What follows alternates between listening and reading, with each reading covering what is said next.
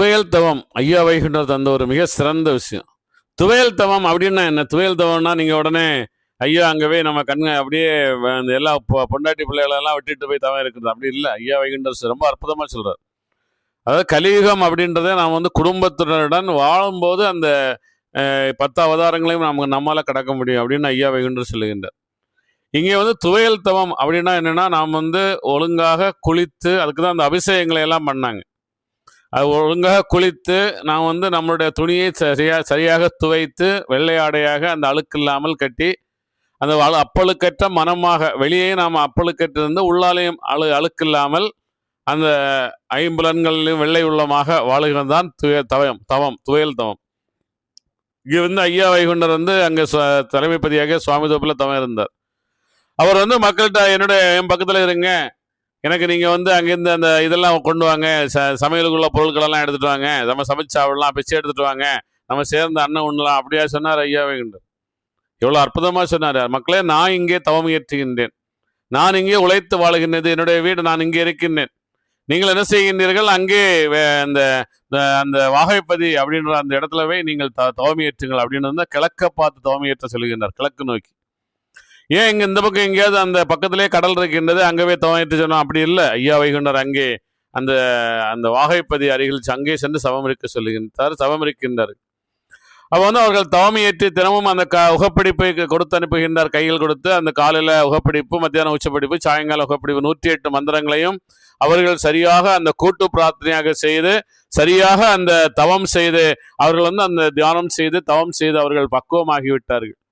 மக்களை, நீங்கள் பக்குவமாகி விட்டீர்கள் அப்படின்னு அந்த சொல்லி அவங்க இனிமேல் நீங்கள் வீட்டுக்கு செல்லுங்கள் என்று சொல்வதற்காக தான் அந்த சோதனைகள் செய்தார். அந்த சோதனைகள் செய்தோன்னா அவர்கள் முட்டப்பதி மீண்டும் இங்கே இன்னொரு இடத்துக்கு மாறி வருகின்றார்கள்.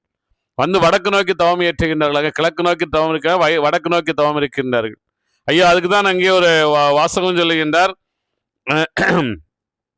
தலையில் சீவமுறைந்து வடதிசை மூகமாக தவத்தில் இருக்கலாச்சே சிவனே ஐயா.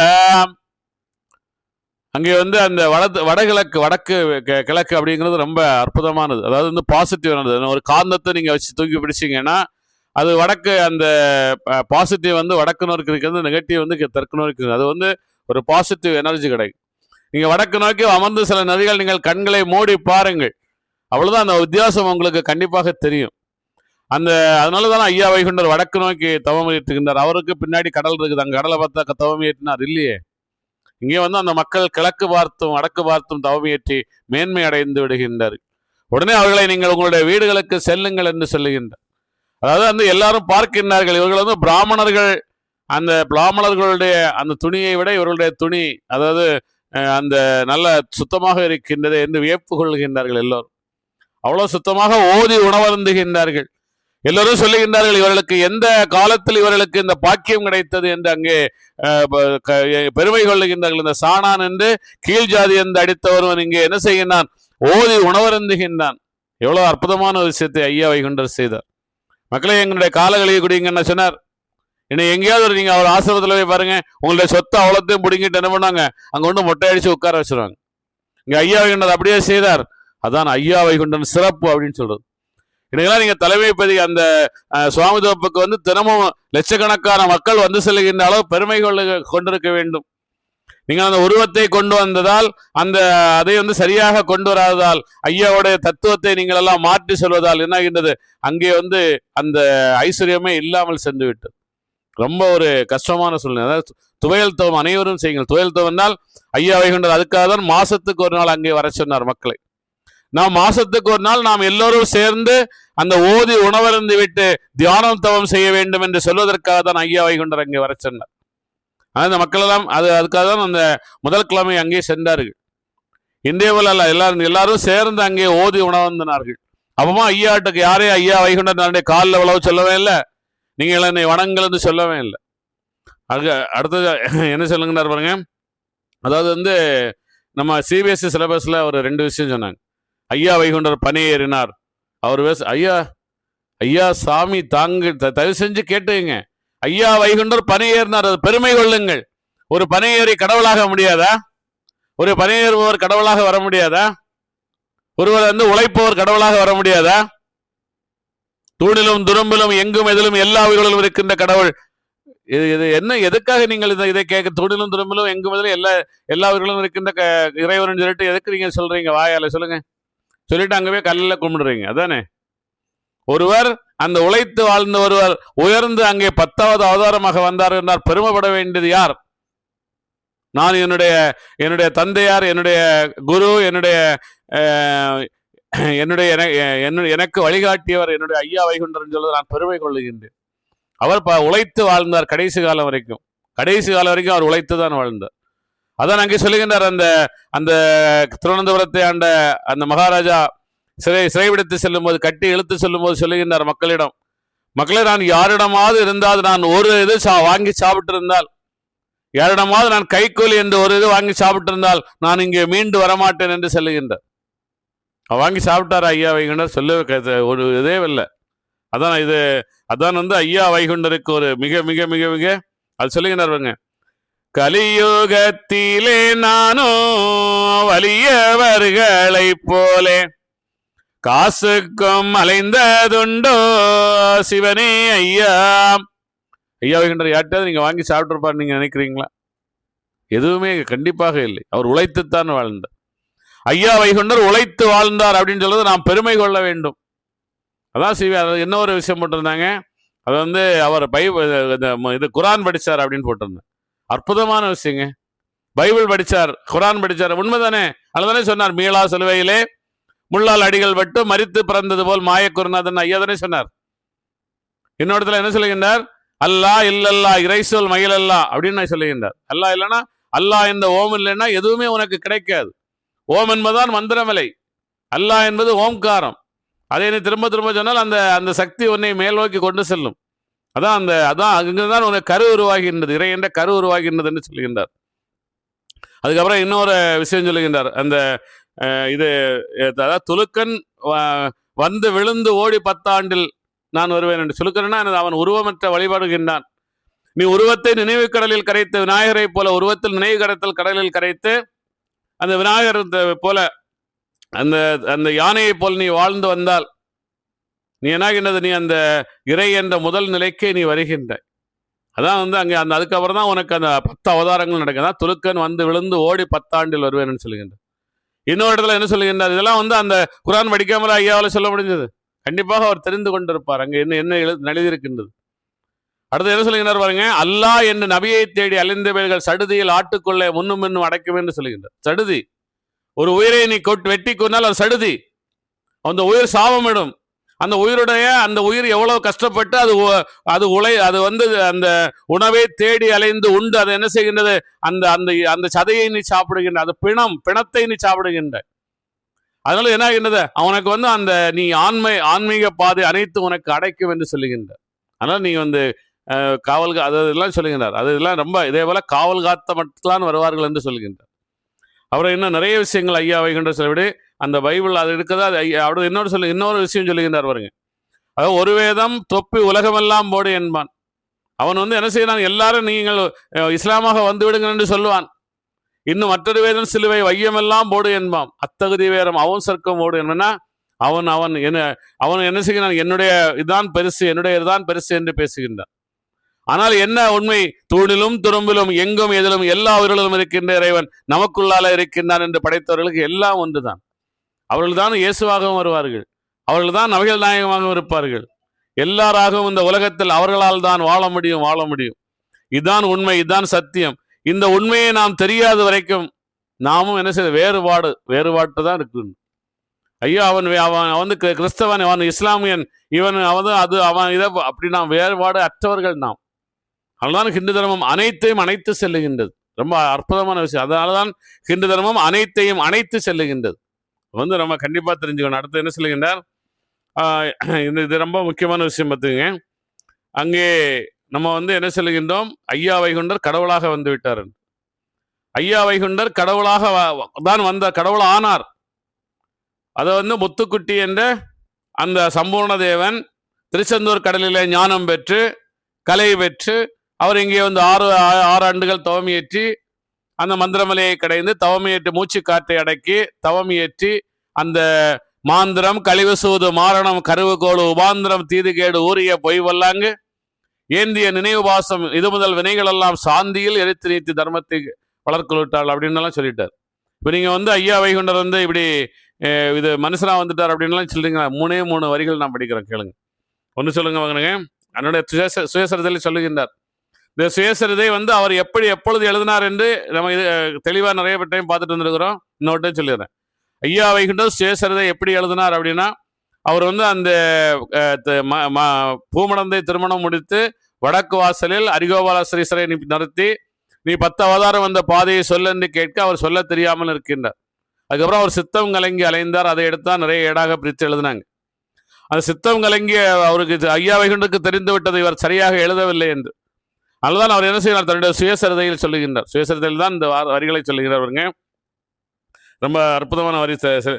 பிரம்மனை தேடியே முழு மனதோடி இருந்து பிடரியும் நோகுதையோ சிவனி ஐயா.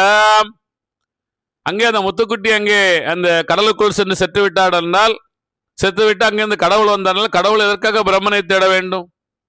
எதற்காக அங்கே முழு மனதுடன் இருந்த அந்த பிடரி அந்த இடுப்பெல்லாம் நோக வேண்டும் இல்லையா?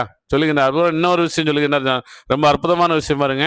இது வந்து பூமடந்தை திருமணம் எல்லாம் முடிச்சதுக்கு அப்புறம் சொல்லுகின்றார். எங்கே அந்த திருச்செந்தூர் கடலிருந்து வருவதை பற்றி சொல்லுகின்றார். அதில் சுயசரிதையில் சொல்லுகின்றார் பாருங்க. அலைவாய்க்கரையிருந்து தலைமேலே கையை வைத்து அம்மை அழுததை என்ன சொல்வேன் சிவனே ஐயா. கடலிலே போன மகன் இனுவர காணோம் என்று கதறி அழுதாளம்மை சிவனே ஐயா. இந்த தாயே அகில திட்டமல்ல அரிகோபாலஸ்ரீ சரியாக குறிப்பிடவில்லை. அங்கே தேவிகை, இந்த கண்ணனை பெற்ற அந்த தாயை தேவிகை பற்றி புகழ்ந்து ராமரை பெற்ற அந்த தந்தையை பற்றி எவ்வளவோ புகழ்ந்து தள்ளின அந்த அரிகோபாலஸ்ரீசர் இந்த 10வது அவதாரம் வருகின்ற அந்த ஐயா வைகுண்டரை பெற்ற அந்த தாயை பற்றி எதுவுமே அவர் சொல்லவில்லை. ஏன்னா நேரடியாக பார்க்கின்றார். கற்பனைக்கு எல்லை இல்லை, கற்பனை அவருக்கு வரவில்லை. இதான் வந்து நம்மளுடைய ஐயாவளியின் மிக சிறந்த ஒரு பின்னடைவுக்கு காரணமே இதுதான். நீங்க பாத்தீங்கன்னா ராகவேந்திரர் நிறைய எல்லாருமே வந்து அவருடைய இதெல்லாம் சொல்லுவாங்க. அவங்க தாய் தந்தை யாரு, அவங்க யாரு திருமணம் எல்லாமே சொல்லுவாங்க. ஆனா ஐயா வைகுண்டருக்கு இதை சரியாக செய்ய சொல்லாமல் எங்கேயோ கடவுள் வந்துட்டாருன்னு மீண்டும் ஏன்னா பேய் வழிபாடாகிய கிந்து தர்மத்துக்கு ஐயாவளி சென்று விட்டது. இதுதான் வந்து நம்மளுடைய பெரிய துரதிர்ஷ்டம் ஐயாவளியோட. அப்புறம் ரொம்ப அற்புதமா இன்னொரு சொல்லுகின்றார், ஏன் ஐயா வைகுண்டர் அந்த 42வது வயதில் வைகுண்டம் சென்றார் அப்படின்றது வந்து நிறைய காரணங்கள் இருக்கின்றது. என்ன காரணங்கள் இருக்கின்றது அப்படின்னா, நீங்க பாத்தீங்கன்னா பூனை போய் ஆனையுடன் போர் உறுதி முன் காலால் பொத்தி எடுக்க கண்டேன் சிவனே ஐயா. கடுகை துளைத்து அந்த துளைக்குள்ளே நின்ற தண்ணீர் கடல் போலே தோண்ட கண்டேன் சிவனே ஐயா. இந்த மக்கள் எல்லாம் வருகின்றார்கள், என்னுடைய காலில் வந்து விழுகின்றார்கள். எனக்கு எதாக இருக்கின்றது, நான் ஏதாவது ஒரு சிறு தவறு செய்து விட்டால் நான் என்னாகும் தெரியுமா? நான் இன்னும் எத்தனை ஜென்மங்கள் இந்த பூமியில் நான் பிறக்க வேண்டியது இருக்குமோ? கடுகை துளைத்து அந்த துளைக்குள், அதே போல பூனை போல் யானையுடன் நான் வந்து யானையாக நான் வந்து மிக சிறந்த நான் இறைவனாக வந்து விட்டேன். ஆனா அங்க ஒன்றுமே அந்த ஞானம் இல்லாதவன் எல்லாம் நான் இதை தண்ணீரிலே விளக்கரிக்கின்றேன் என்று சொல்லுகின்றான், ஆணையிலே நடக்கின்றேன் என்று சொல்லுகின்றான், நான் அதை செய்வேன் இதை செய்வேன் எல்லாம் என் முன்னாடியே அவன் என்ன செய்கின்றான், எனக்கு இது காட்டுகின்றான், பொய் சுரூபமாக காட்டுகின்றான் அப்படின்னு சொல்லிட்டெல்லாம் ஐயா வைகுண்டர் இதை 64 வரிகளில் இதை தன்னுடைய சுயசரிதையில் புலம்புகின்றார். அதே போல அங்கே அந்த இது சிவகாண்டாதிகாரத்தை வந்து சொல்லிட்டார், மக்களுக்கு வேலை செய்ய மனமில்லை எந்தனுக்கு, மக்களுக்கு எனக்கு வேலை செய்ய மனமில்லை. ஏனென்றால் இந்த மக்கள் நான் எவ்வளவோ நான் என்ன செய்கின்றேன், நான் அவர்களுக்கெல்லாம் இந்த பிரவாத பேரின்பம் செல்லுகின்ற வழியை காட்டுகின்றேன் என்று அவர்களுக்கு தெரியவில்லை. அவர்கள் என்ன நினைக்கின்றார்கள், என்னுடைய பிணி தீரும் என்றுதான் என்னிடம் வருகின்றார், நோய் தீர்ப்பேன் என்றுதான் வருகின்றார்கள். பிரவாத பேரின்பம் அந்த பிறவி பிணியை நான் தீர்ப்பேன் என்று அவர்கள் வரமாட்டேங்கிறாங்க அப்படின்னு மிகவும் வருந்துகின்றார். மக்களுக்கு வேலை செய்ய மனமில்லை எந்தனுக்கு அப்படின்னு சொல்லுகின்றார்.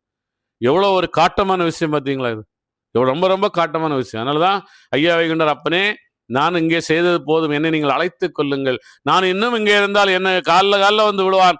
நான் இந்த கர்மா என்ன செய்யும்? கடுகை துளைத்த அந்த துளைக்கல் எனக்கு இன்னும் எத்தனை ஜென்மங்கள் நான் இதற்காக பிறக்க வேண்டியது இருக்குமோ எனக்கு தெரியவில்லையே என்று வருந்தி அவர் செல்லுகின்றார். இதெல்லாம் ரொம்ப முக்கியமான, ரொம்ப ரொம்ப நம்ம கண்டிப்பா இதெல்லாம் தெரிஞ்சுக்கணும். ஏன்னா ஐயா வைகுண்டரை போல நமக்கு ஒரு அற்புதமான ஒரு வழிகாட்டல் யாருமே செய்ய முடியாது. இப்படி வழிகாட்டுனா ஒரு ஐயா வைகுண்டரின் புகழ் என்ன எங்க இருக்கணும் தெரியுமா? எங்கே செல்ல வேண்டும் தெரியுமா? ஒரு ஒரு 20-25 வருஷத்துக்கு முன்னாடி நான் ஒரு இடத்துக்கு போகிறது, ஒரு ஒரு ஒரு சித்தர்களை பார்க்க போறது ஒருத்தர் சொல்லிட்டு வர்றாரு ஃப்ளைட்ல எங்க கூட. அதாவது இந்த இவரை நாம் சென்று பார்க்க வேண்டும் என்றால் அவ்வளவு சீக்கிரம் எல்லாம் முடியாது, கர்மா வேண்டும் அப்படின்னு சொல்றாரு. எனக்கு சிரிப்பு தான் வந்தது. வந்து அவ்வளவு ஒரு இதை இங்க இருந்து அங்கங்க அந்த எங்கெங்கயோ அந்த சித்தர்களை பார்க்க போறாங்க. இங்கே இருக்கின்ற ஐயா வைகுண்டர் எத்தனை தத்துவங்கள் நமக்கு தந்தார்.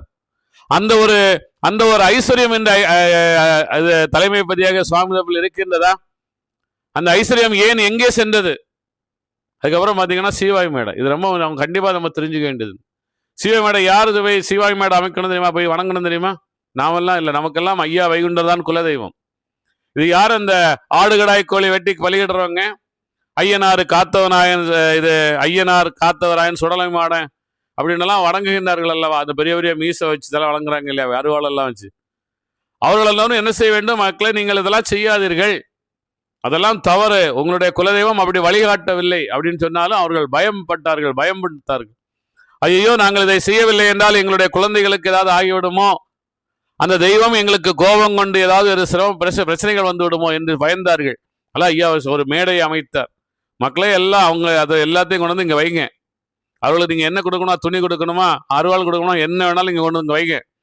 வச்சுட்டு இங்க பாலையும் பாயாசத்தையும் செய்து நீங்கள் அங்கே கொண்டு வைத்து ஐயா சிவசிவாரகரான்னு 108 மந்திரங்களையும் காலை மத்தியானம் சாயங்காலம் நீங்கள் அந்த அந்த அமிர்தமதை கரைந்து கொண்டே இருங்கள். நீங்கள் அந்த கண்களை மூடி அதை அந்த கூட்டு பிரார்த்தனைகள் செல்ல செல்ல உங்களுடைய குலதெய்வமும் மேலெழுந்து விடும் என்று ஐயா வைகுண்டர் சொன்னார். யாராவது சொல்லுவாங்களா? நீங்கள் பயம் கொள்ள வேண்டாம். நீங்கள் எண்ணமில்லாத அந்த நிலை தியானம் உங்களுக்கு கை கொடுக்கும் போது அந்த பயம் தன்னாலே போய்விடும் என்று சொல்லுகின்றார். எவ்வளவு அற்புதமான விஷயத்தை ஐயா வைகுண்டர் சொல்றாரு பார்த்தீங்களா? இதுக்காக அதனால அந்த நம்ம எல்லாம் அங்கே பாலம் கொண்டு வேணா, பாயசம் கொண்டு வேணா, ஒன்றும் கொண்டு வேணாம். இதுல வேற அந்த கலைமுனி ஞானமுனிக்கு ஒரு படிவுடையன்னு வச்சுக்கிறானுங்க. இதெல்லாம் எவ்வளவு ஒரு கேடு கெட்டது தெரியுமா? ஞானமும் கலையும் நம்மிடம் இருப்பது. இதெல்லாம் தெரியாமல் நம்மை அந்த படிகுழிக்குள் தள்ளிவிட்டார்கள். ரொம்ப முக்கியம். அதெல்லாம் நீங்க ஆன்மீகத்தை வைத்து யாரை ஏமாற்றி விடாதீர்கள். ஐயா வைகுண்டருடைய அந்த சிவகாண்ட அதிகார பத்திரத்தில் பல வரிகளை சேர்த்து 60 வரைக்கும் மேல சேர்த்துட்டாங்க. என்ன சொன்னா இது அதாவது உபதேசம் செய்வர்களுக்கு உடன்காசு கொடுத்து விடுகள் என்று சொல்லுகின்றார்.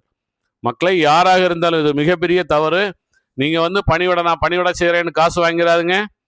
நான் அங்கவே இது பாராயணம் பண்றேன்னெல்லாம் காசு வாங்கி நீங்க வாழ்ந்தீங்கன்னா உங்களுடைய வாழ்க்கையே வீணாக, உங்களுடைய குழந்தைகளின் வாழ்க்கை, உங்களுடைய அந்த எத்தனையோ பிறவிகள் அங்கே நாசப்படுகின்றன. நீங்கள் அழுந்தப்படுவீர்கள். நீங்கள் உங்களுடைய பிறப்பு எப்படி இருக்குன்னு தெரியுமா? அதாவது எது அடுத்த பிறவியெல்லாம் நீங்க நினைச்சு பார்க்க முடியாம, அந்த கடவுள்னா என்னன்னு தெரியாம, அதை சிந்தனை பண்ண கூட முடியாம, அந்த வறுமையில் அந்த தண்ணீர் கூட கிடைக்காத இடங்களில் நீங்கள் பிறந்து அழுந்தப்படுவீர்கள். இது சத்தியம், இது உண்மை. இது இது கிடையாது, அதாவது சாபம் கிடையாது, உண்மை. இதான் நடக்கும். நீங்கள் தயவு செய்து அதெல்லாம் நீங்கள் செய்து விடாதீர்கள். அங்கே அந்த வரிகளை அவ்வளவு வரிகளை சேர்த்து விட்டார்கள் அந்த சிவகாண்ட அதிகார பத்திரத்தில். இதெல்லாம் நம்ம நிறைய விஷயங்கள் ஐயா வழியில ரொம்ப நாம் தெரிஞ்சு கொள்ள வேண்டிய ரொம்ப ஐயா வைகுண்டர் அற்புதமான தத்துவத்தை நமக்கு தருகின்றார். இன்னொரு அட்டகாசமான ஒரு விஷயத்தை சொல்றாரு பாருங்க. நாராயணர் எங்கும் தாராளமானார் என்று நகரெங்கும் பேராச்சு சிவனே ஐயா. அற்புதமான விஷயங்க. இந்த இந்த ஒரு வரி எனக்கு நிறைய இம்ப்ரெஷன் கொடுத்துருக்கு. ஏன்னா நான் இதற்குனே அந்த சின்ன வயசுல இதுக்கு முன்னாடி சொல்லிட்டு இருந்தேன். நாராயணா எனும் நாமம் தினம் நாவால் சொன்னால் வரும் சேமம், அண்டற்கு அண்டராய் அரசாளும் நாமம், தொண்டருக்கு தொண்டராய் தொண்டாற்றும் நாமம், சொன்னாலும் கேட்டாலும் சுவையோட்டும் நாமம், தோன்றாத துணையாகி வழிகாட்டும் நாமம். அதாவது நமக்கு துணையாக இருந்து வழிகாட்டுகின்ற நாமம் அது. அது என்னெல்லாம் தரும் தெரியுமா? அதாவது அன்பனும் அமுதோட்டும் அன்னை, அது அறிவோட்டி ஆளாக்கும் நம்மை, நம்பியே அழைப்பவர்கள் முன்னே இதோ நான் என்று உருக்காட்டும் தன்னை. இறைவன் எனக்குள்ளால் இருக்கின்றான், மனமாக இருக்கின்றான் என்றால் அந்த மனம் என்ன செய்கின்றது? ஒரு உருவை உனக்கு காட்டித் தருகின்றது. அது என்ன செய்கிறது? அன்பு தரும், உனக்கு அறம் தரும், உனக்கு எல்லாமே அது தரும், எல்லா சிறப்பும் அது தரும். இதுதான் வந்து இங்கே நாராயணர் என்று தாராளமாகிட்டார். நாராயணர் தாராளமானவர். நீ வந்து என்னுடைய மனதில், என்னுடைய எனக்குள்ளாலே என்னுடைய மனதில் இறைவன் இருக்கின்றான். என்னுடைய நாராயணன் வந்து என்னுடைய ஐம்புலன்களில் இருக்கின்றான் என்று நீ அகத்தில் அந்த சிந்தனையில் நீ சென்று விட்டாலே உனக்கு தாராளமாகிவிடும், எல்லாமே தாராளமாகிவிடும். உன்னுடைய வாழ்க்கையை எங்கேயோ சென்றுவிடும். உடைய வாழ்க்கை உயர்ந்த ஒரு இடத்துக்கு சென்று விடும். எனக்குள்ளாலே சிவபெருமான் இருக்கின்றான். அதாவது அதான் அங்கே சொல்லுகின்றார்கள், உகரமுனி கூட்டி வந்த உற்ற சடலம். அது ஒரு அறிவு கொண்ட வேண்டும். ஓம்காரம் எப்படி மாறுகின்றது? அகரம் உகரம் மகரம் என்று மாறுகின்றது. அந்த அந்த உகரமொழியாகிய அறிவு, உகரம்னா அறிவு, அகரம்னா அகத்தில் இருக்கின்ற சிவபெருமான், மகரம்னா மனமாகிய மகாவிஷ்ணு. உகரமுனி கூட்டி வந்த உற்ற சடலம் அது. அகர திருவரையில் அலங்காரத்துடைய அந்த அகரம், அந்த அகத்தில் அந்த அந்த மகரத்தில், மகரம் என்றால் மனதிலிருந்து தான் வருகின்றது. அதான் நீங்க சொல்லுகின்ற நாராயணர் எங்கும் தாராளமானார் என்று நகரெங்கும் பேராச்சு. அவர் தாராளமாகி விடுவார். நமக்கு அந்த இறைநிலையை கொண்டு சென்று விடுவார். நாம் அந்த இறைவனை தேடித்தான் எத்தனையோ ஜென்மங்களாக நாம் அலைந்து கொண்டிருக்கின்றோம். கோடிக்கணக்கான பிறவிகள் நாம் இந்த உலகத்தில் எடுத்திருக்கிறோம். பல கோடி பிறவிகள், 33 கோடி தேவனாக, 48 கோடி ரிஷியாக நாம் இந்த உலகில் நாம் என்ன செய்கின்றோம்? எடுத்தெடுத்து வருகின்றோம். இதெல்லாம் எங்கே கொண்டு முடிகின்றது? நாம் மனிதனாக வந்து மனிதனை நாம் இறைவனை நமக்குள்ளாலே படைத்து, தூணிலும் துரும்பிலும் எங்கும் எதிலும் எல்லா உயிரிலும் இருக்கின்ற இறைவன் எனக்குள்ளாலே இருக்கின்றான் என்றால் முழுமையாக நாம் படைத்து என்ன செய்கின்றோம்? நாம் இறைவனாகவே வந்து விடுகின்றோம். இதைதான் ஐயா வைகுண்டர் சொல்லிக் கொண்டு வருகின்றார். கடைசி என்ன செய்கின்றார்? அது என்ன சொல்ல, தோணாத பொருளை தொடர்ந்து கண்டு வந்தவனுக்கு சாணார் என்ன சொல்லுகின்றார்? தோணாத பொருள் நமக்குள்ளால என்ன இருக்கின்றது? நம்முடைய மனம் இருக்கின்றது தோன்றாமல், நம்முடைய உயிர் நமக்கு தோன்றாமல் இருக்கின்றது, நம்முடைய அறிவு நமக்கு தோன்றாமல் இருக்கின்றது. இந்த அறிவையும் எனக்குள்ளால இருக்கின்ற சிவனையும் எனக்குள்ளால இருக்கின்ற அந்த பிரம்மனையும் நாம் தேடுகின்றதான் நம்மளுடைய வாழ்க்கை இல்லையா? தோணாத பொருளை தொடர்ந்து கண்டவன், தோணாதது அதை தொடர்ந்து காண்பவன் தான் சாணான். அவன் தான் என்ன செய்கிறான்? எண்ணமில்லாத கைலைக்கு வருகின்றான். எண்ணமில்லாத கைலையை நாம் அடையும் போது நாம் முழு இறைவனாக வருகின்றோம். இதை வந்து சொல்லிக் கொண்டு வருவதான் அகிலத்திரட்டம்மானையில் பல இடங்களில் அந்த ஐயா வைகுண்டர் சொன்னதை அங்கு அறிவரசர் சரியாக சொல்லிக் கொண்டு வந்து விட்டார். சில இடங்களில் அந்த என்ன செய்கின்றார்? அந்த இங்கே கேட்ட அந்த அவதார கதைகளை அப்படியே புகுத்தி கொண்டு வந்ததால் நம்முடைய தத்துவங்கள் எல்லாம் என்ன செய்கின்றது? கீழே சென்று விட்டு தினமும் கலையோட மந்திரமலையை கடையுங்கள். அற்புதமான விஷயம். நம்ம எல்லாமே தெளிவாக சொல்லிட்டோம். தினமும் மந்திரமலையை கடையுங்கள். தினமும் என்ன செய்கின்றீர்கள்? அந்த கலையோடு கலையை தாக்கி கண்ணின் மேல் கருணை நாட்டி மலையோடு மலையை தாண்டி எனக்குள்ளால இறைவன் வளர்ந்து கொண்டிருக்கின்றான், எனக்குள்ளால் தான் இறைவன் இருக்கின்றான் என்று சிலை போல சில நிமிடங்கள் இருங்கள். அதான் தவம், அதான் நித்தம் திருவிழா. நீங்கள் என்ன செய்கின்றீர்கள்? அந்த இறைவன் அந்த நட்டகல்லை தெய்வம் என்று 4 புஷ்பம் சாற்றிய சுற்றி வந்து முடமுடன்னு சொல்லும் மந்திரம் ஏதடா? நட்டகல்லும் பேசுமோ நாதன் உள்ளிருக்கையில் இல்லையா? அதே போல உள்ளம் பெருங்கோயில் ஊன் உடம்பு ஆலயம் தெள்ள தெளிந்தார்க்கு சிவனே சிவலிங்கம். என்னிலே இருந்த ஒன்றை யான் அறிந்ததில்லையே, என்னிலே இருந்த ஒன்றை யான் அறிந்து கொண்டவன் என்னிலே இருந்த ஒன்று யாவர் காண வல்லரோ. இதெல்லாம் வந்து சித்தர்கள் சொல்லி சென்றார்கள். அதே போல நம்மளுடைய உடல் தான் ஆலயம், இறைவன் வாழுகின்ற ஆலயம். நம்மளுடைய உடலை நாம் இறைவன் வாழுகின்ற ஆலயமாக மாற்றி விடுங்கள். அதை உள்ளும் வெளியும் சுத்தமாக வைத்துக் கொள்ளுங்கள். அதான் துயல்தம். அடுத்தது நாம் வந்து எங்கே சென்றாலும் எந்த தாங்கல் பதிகளில் கூட்டு பிரார்த்தனை செய்யவில்லை, அங்கே கலந்து கொள்ளவே செய்யாதுங்கள். தண்ணீர் கூட அங்கிருந்து வாங்கி குடிக்காதீர்கள். வெளியே இறைவன் என்று எந்த எக்காலத்தை கொண்டும் நீங்கள் கையெடுத்து கும்பிடாதீர்கள், சண்டாளனாக சென்று விடுவீர்கள். எனக்குள்ளாலே இறைவன் இருக்கின்றார். அதுபோல யார் நாமம் எடுத்து வந்து போட வந்தாலும் வாங்காதீர்கள். நீங்களாக தொட்டு அந்த நாமத்தை தொட்டு சாத்துங்கள். என்றால் நீங்கள் மந்திரமலையை சரியாக கடைந்து கலையோடு கலையை தாக்கி இறைநிலை வருகின்ற பக்குவத்தில் நீங்கள் வந்து கொண்டிருக்கின்றீர்கள். தலையில துண்டு கட்டதும் கொண்டாதான் உங்களுடைய விஷயம். இது நீங்கள் சட்டையை கலட்ட வேண்டிய அவசியம் எல்லாம் இல்லை. சட்டையை கலட்டிட்டு தான் உள்ளால வரணும்னா அங்கெல்லாம் போகாதுங்க. எதுக்கு அங்கே போய் என்ன பண்ண போறோம்? வெளியே அமர்ந்து தியானம் செய்துட்டு ஐயா தங்களை 10வது அவதாரத்துக்கு கொண்டு வந்த புண்ணிய உடல் அங்கே இருக்கின்றது என்று தியானம் செய்துவிட்டு நீங்க வந்துருங்க. இதுதான் வந்து நம்மளுடைய வாழ்க்கையாக இருக்க வேண்டும். இப்படி நாம் வாழ்ந்தால் நாம் ஐயா நம்ம என்ன செய்யணும்? அரவணைத்து அழைத்து அந்த தர்மயுகத்துக்கு அழைத்து சென்று விடுவார். இது உண்மை, இது சத்தியம். நண்பர்களே, யாராவது ஒருவர் ஐயா சொன்ன அந்த வழியில் நீங்கள் வந்து விட்டீர்கள் என்றால் அந்த ஐயா வைகுண்டருடைய அவதாரமே பூர்த்தி அடையும். எல்லாமே நாமும் கண்டிப்பாக நான் வந்து விடுவேன், ஐயா வைகுண்டர் சொல்வதைப் போல் தான் வாழ்வேன் என்று நாம் வாழ்வோம். நண்பர்கள் அனைவருக்கும் அன்பான வணக்கம்.